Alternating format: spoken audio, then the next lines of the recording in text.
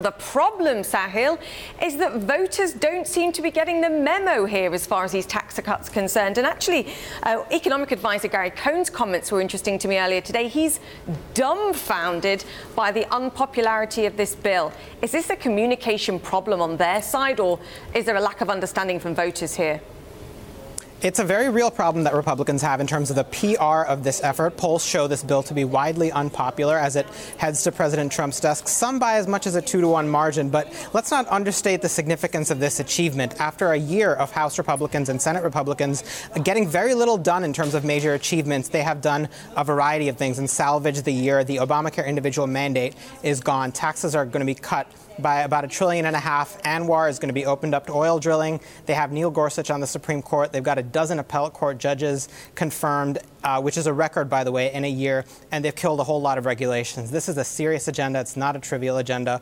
And Republicans can go home for the holidays knowing that they've salvaged this year. Yeah. In the meantime, Gary Cohn is taking some of the blame for perhaps voters not understanding the tax bill, saying we have clearly not communicated that middle-income Americans are getting the largest percentage tax savings of anyone in the whole distribution. Sahil, I want to pick up on something else that Gary Cohn mentioned as well, which is that the president, the Oval Office, fought unsuccessfully to strip a provision that mostly benefits wealthy investors. And we're talking about the carried interest loophole. What did we learn?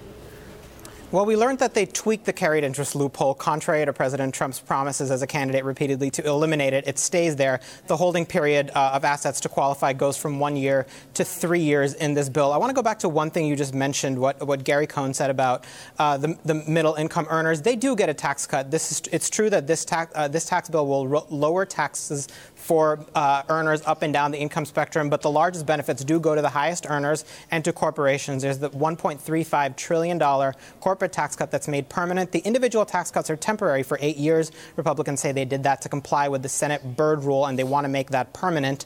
But it goes back to the sales job, the daunting sales job and PR job that Republicans now have on their hands between now and 2018 to convince the middle class that this is a good bill, that it's going to help them. I spoke to one prominent Republican who said, look, if it works the way we say it will, we're going to be fine. If not, we're in trouble.